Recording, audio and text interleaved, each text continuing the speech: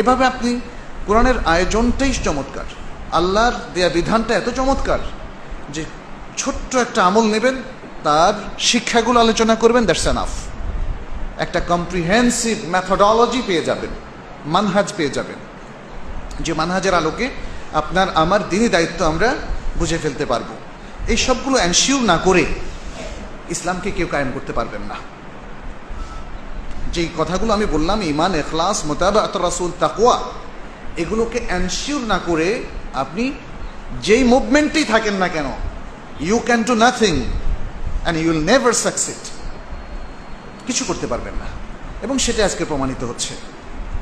আজকে ইলম অর্জন না করে, ঈমানের ইলম, ইখলাসের ইলম, তাকওয়ার ইলম, সুন্নাহর ইলম, কোরআনের ইলম অর্জন না করে আপনি দিনকে প্রতিষ্ঠিত করতে পারবেন না। এটা সহজ সমীকরণ। কারণ দিন জ্ঞানের নাম, নলেজের নাম।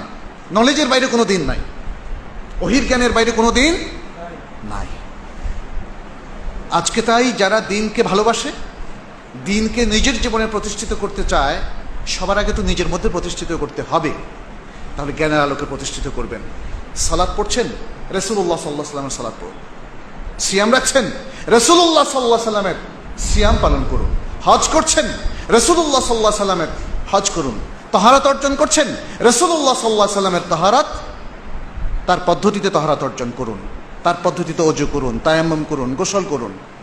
আপনি আল্লাহর জিকির করছেন, রাসূলুল্লাহ সাল্লাল্লাহু আলাইহি ওয়াসাল্লামের পদ্ধতিতে আপনাকে জিকির করতে হবে। দ্বীনের দাওয়াত দিচ্ছেন, রাসূলুল্লাহ সাল্লাল্লাহু আলাইহি ওয়াসাল্লামের মেথোডোলজি এবং তার পদ্ধতিতে মানুষকে দ্বীনের দাওয়াত দিতে হবে। দ্বীনকে কায়েম করছেন, রাসূলুল্লাহ সাল্লাল্লাহু আলাইহি ওয়াসাল্লামের পদ্ধতিতে কায়েম করতে হবে। মানুষের কাছে নিজেকে মডেল হিসাবে পেশ করছেন, তাহলে রাসূলুল্লাহ সাল্লাল্লাহু আলাইহি ওয়াসাল্লামের আখলাককে ধারণ করতে হবে। This is the methodology. আমার শেষ কথা হচ্ছে আলোচনার, যে এই মেথডটা বুঝতে হবে। আজকে উম্মার সবচেয়ে বড় ট্র্যাজেডি হচ্ছে আমরা খণ্ড খণ্ড মাসআলা নিয়ে বিভক্ত, বাট মানহাজ, মেথড অথবা মেথোডোলজি, পদ্ধতিগত জ্ঞান আমাদের নাই। আমার আখলাকটাকে কিভাবে গঠন করতে হবে, এই সমাজটাকে কিভাবে বিনির্মাণ করতে হবে, কোরআনের সাথে আমার ডিলিংসটা কি হবে, শরিয়ার সাথে আমার আচরণটা কি হবে, আর সকল মানুষের সাথে আমার আচরণটা কি হবে। হোয়াট ইজ দ্য মেথোডোলজি, মানহাজটা কি? এখানে আমাদের ভুল, ফলে আমাদের মধ্যে বিভিন্ন বিভক্তি তৈরি হচ্ছে। কারণ রাসূল সাল্লাল্লাহু আলাইহি ওয়াসাল্লামের মেথড একটাই ছিল, কোরআনিক মেথড একটাই। ওই মেথডটা না বুঝে আমরা ছোট ছোট মাসালায় বিভক্ত হয়ে যাচ্ছি। এটাই কিন্তু ঘটছে।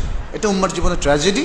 আসুন আমরা তা থেকে বের হয়ে আসি, আমরা মেথডটা বোঝার চেষ্টা করি, এবং তার আলোকে যে যেখানে কাজ করতে চান কাজ করতে পারবেন, অসুবিধা নেই।